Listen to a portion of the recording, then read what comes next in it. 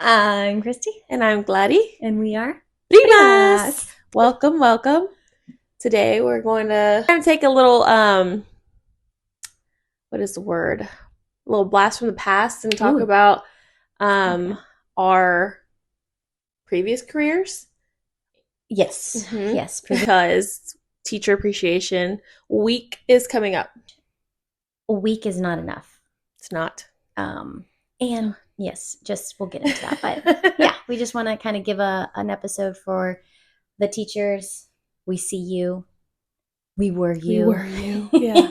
I was thinking that for and sure. And you are definitely appreciated beyond, like, you are literally modern day superheroes. I feel like you can't imagine the impact that a teacher has until you are one, and or you had one that impacted you. Now looking back, like I feel like you can remember like one teacher to be like, oh, that's a good way to start though. You know, who was your one teacher?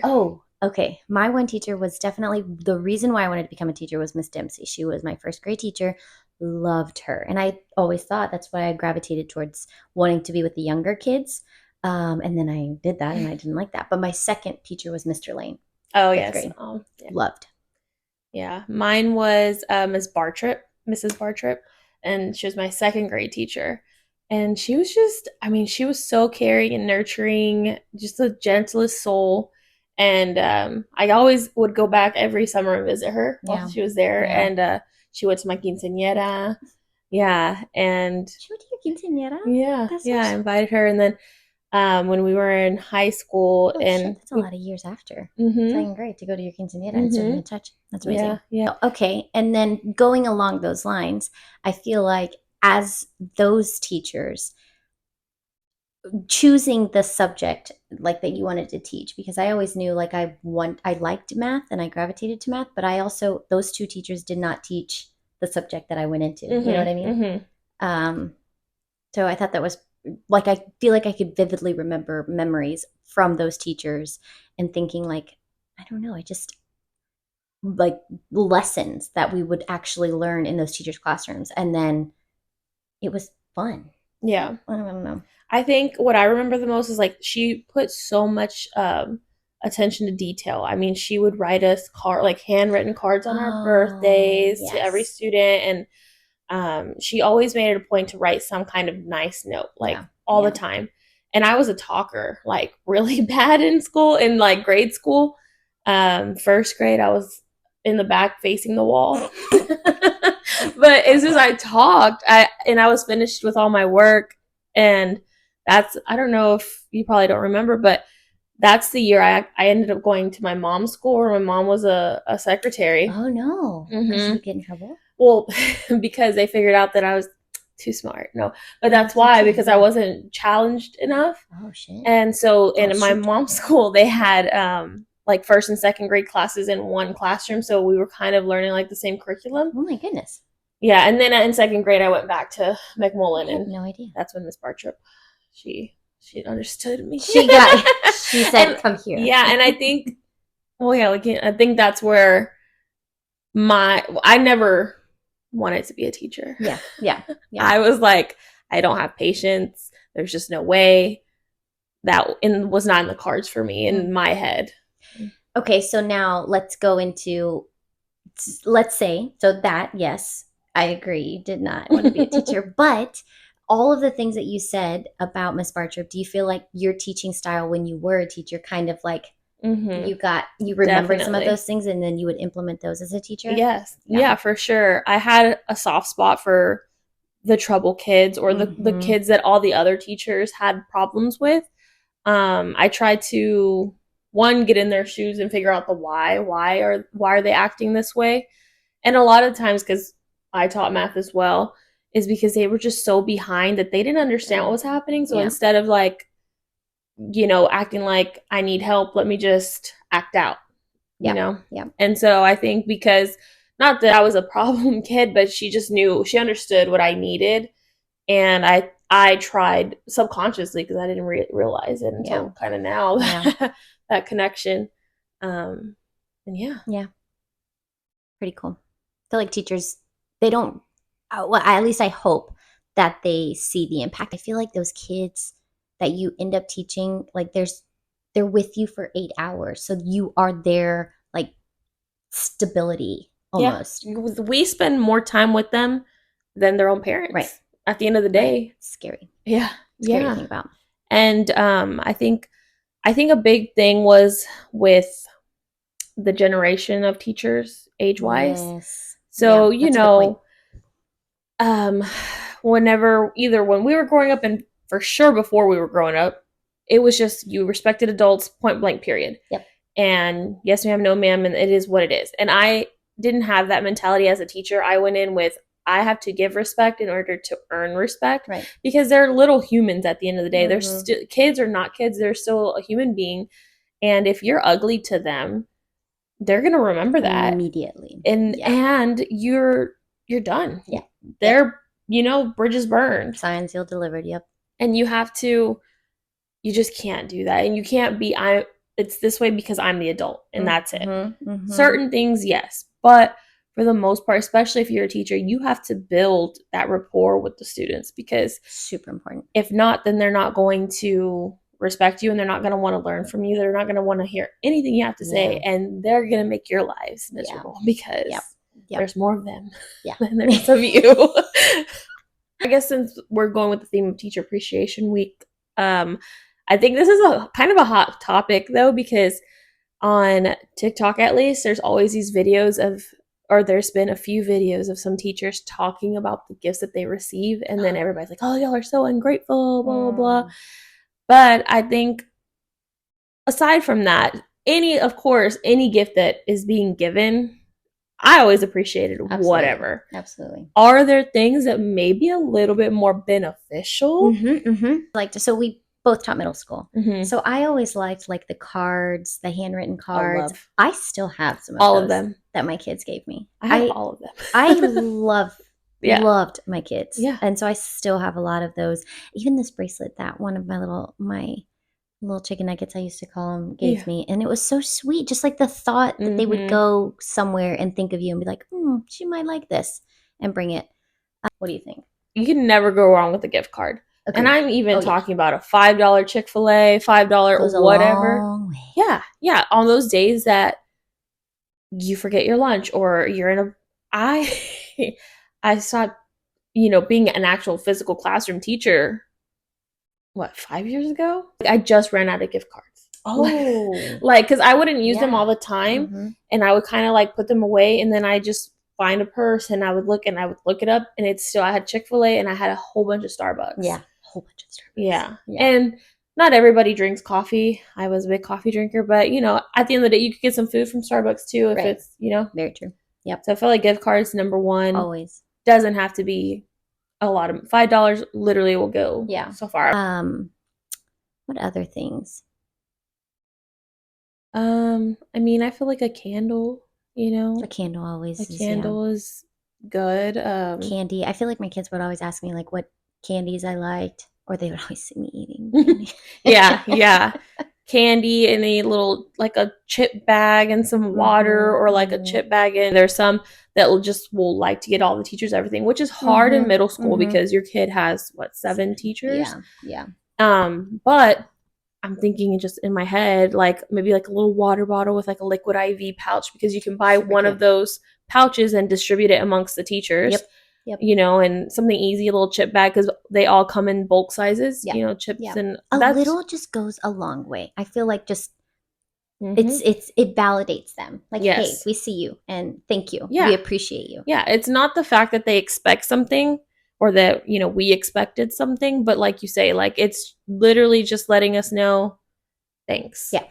Okay. So now being a mom and having a student be a teacher, and or even at the daycares, I feel like on TikTok I see a lot of people go all out on these gifts for maybe just one teacher, whereas if the kids have 7 teachers, or it is easier financially to just buy a $5 gift card for each, and then maybe a bottle of water. That's a really good idea.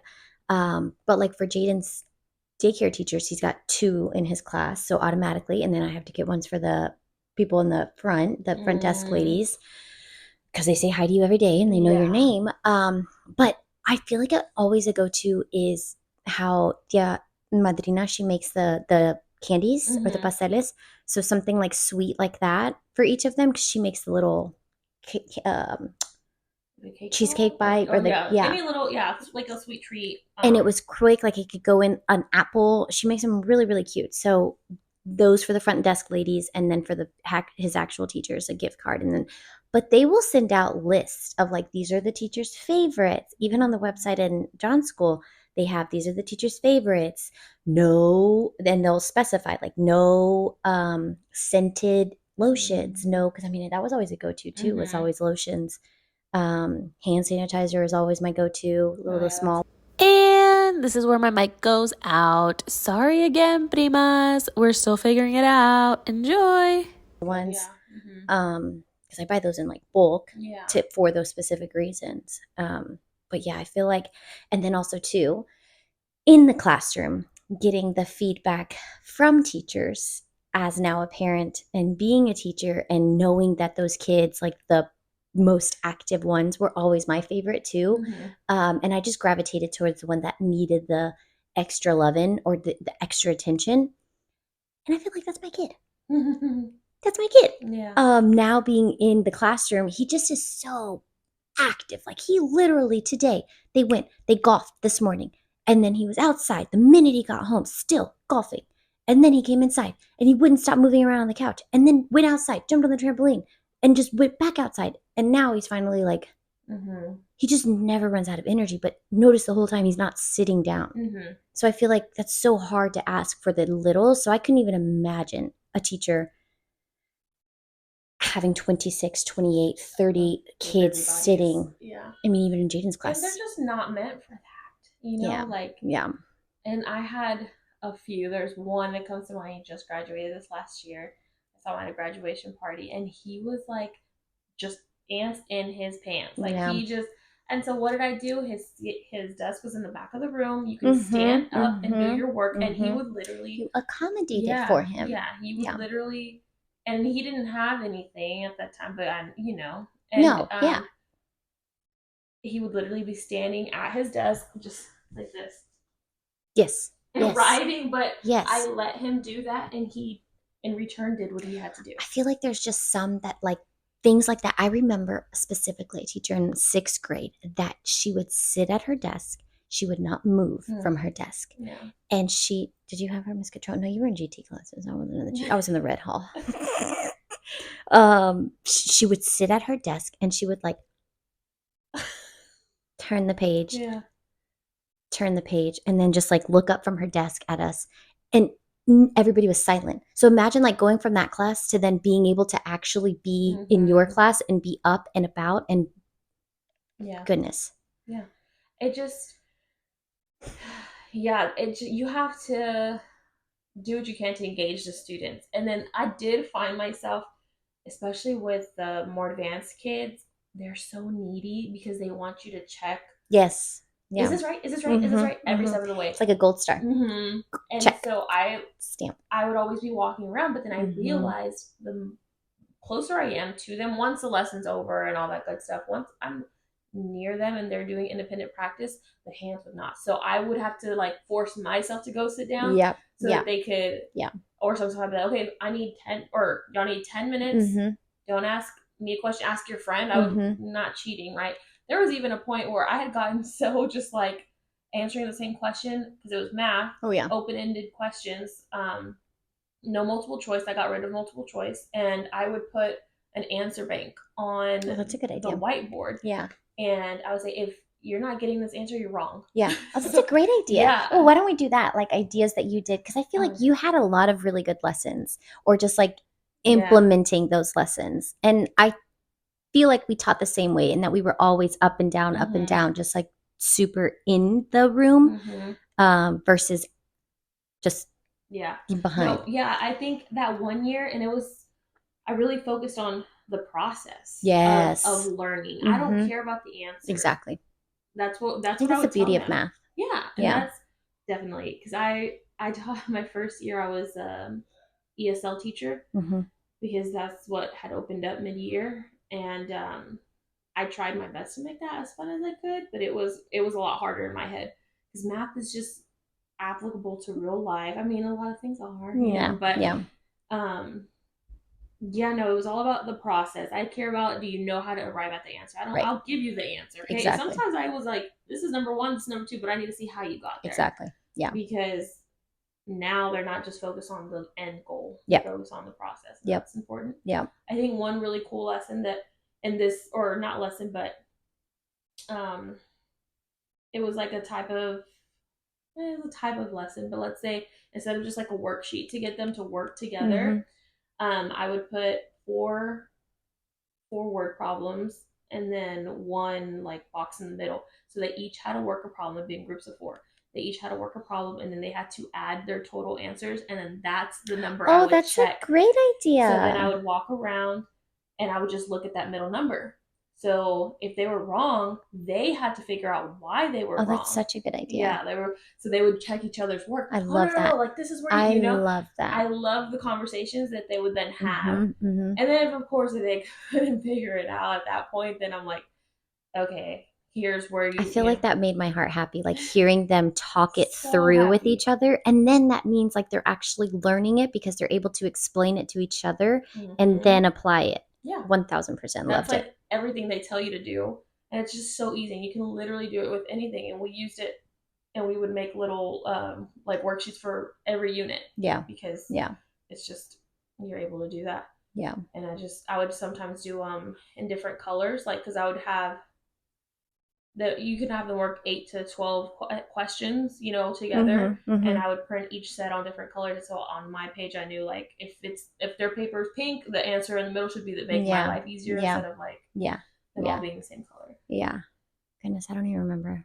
I just remember like feeling really passionate about what I was teaching because I truly enjoyed what I was teaching. And I guess maybe the subject math, I don't know. I wish, like looking back, maybe if I would have done another subject just to, or a generalist instead of just Mm-hmm. being in math, if I would have been in another subject, would I have enjoyed it as much as I did math? I don't know. You I know? feel like the only one would be science.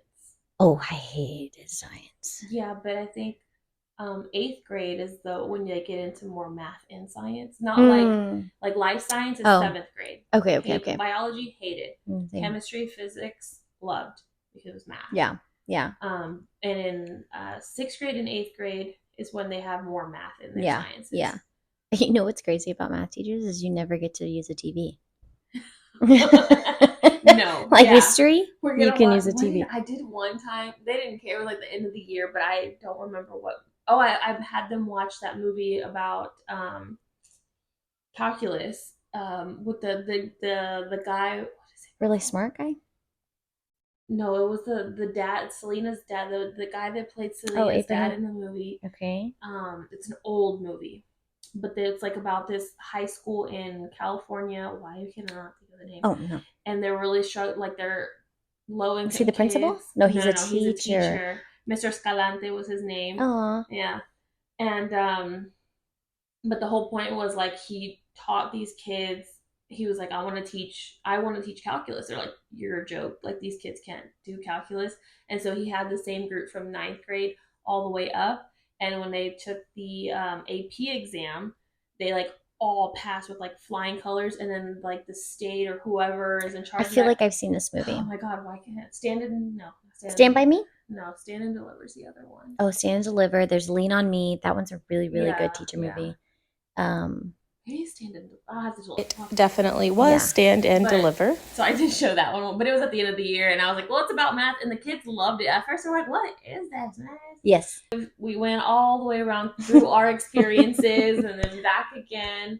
But we both again taught middle school math, seventh grade, pre-algebra. Mm-hmm. We loved it, and just remember Teacher Appreciation Week is coming up. So parents, show your teachers some love. It doesn't have to be a lot. Nominal, yeah. Yeah, encourage your students to write their teachers a letter or a little note card. Again, that was our favorite. Oh, I do want to say one thing though. There was one year so that show Netflix, 13 Reasons Why, came out. Well, they're these cutest girls. They just graduated last year, but they wrote me 13 cards, like 13 reasons why we love Miss Perez. Girls are so sweet. And it was like tape one, and each one had an index card in it, but it was like cute. Such cute. And I still have those cards. I have everything. Cute. Yeah. But I love those cards so much. And I feel like that goes such a long way. Such a long way. At the end of the day, that's like the most important, just showing some appreciation. And I bet you that there is one teacher who, they don't have to do it for all. I mean, if it's not in their heart, you don't, don't make them. But if I know that there's probably one teacher on that campus, or coach, or somebody, the bus driver. Don't forget about the driver. Yeah, they're, oh my gosh. Yeah, they're so important. Like they literally, without the receptionist at the front desk. Yeah. Yes, everybody plays a part. Yeah. Which although, sorry, I feel like the art teachers do a good job too. I remember our art teachers would always do a good job of like making the kids, okay, let's go ahead and write notes. So if they haven't, just kind of like bring it up to the kids, like, hey, I know it's coming up. Just let your teacher know. Although you should be doing it all year, but like let them know you appreciate them. But as a parent, just know that, how can I help? I feel like throughout the year you should be doing that, like checking in and being like, hey, I'm seeing a lot of notes. What can we do to help? Type of thing. But being like an additional line of support to that teacher. Because at the end of the day, like, they're a team. We're a team. The parents and teachers. We both want what's best. Yeah, we want the best outcome. Yeah, exactly. But yeah, just remember, united front. And remember, as a teacher, like, remember why you picked, even though there's the days that get hard. Remember why you chose what you are doing. Yeah. And it's not easy. It's not easy. Yeah. But we love you. Yeah. I remember one like particular, well, I kind of gave mine already, my favorite little gift. Oh, as a teacher? Yeah, as a teacher. I feel like I have a box full of my kids' notes and stuff, but I feel like that was the only thing, is I loved the notes that I got. Even whenever it was my last year of teaching, is whenever I found out I was pregnant, and I did Kahoot. We did a Kahoot lesson, and I did the gender of the baby with my kids on Kahoot. My gosh, so it was, I don't remember how I did it, but it somehow they got to guess what it was. And I put the right or wrong. Yeah. So that was a really fun, like, I feel like I bonded with that group. We could keep going. I know.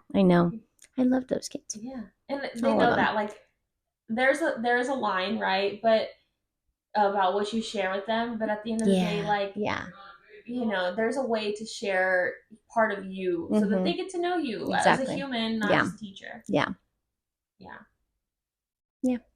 All right. Yeah.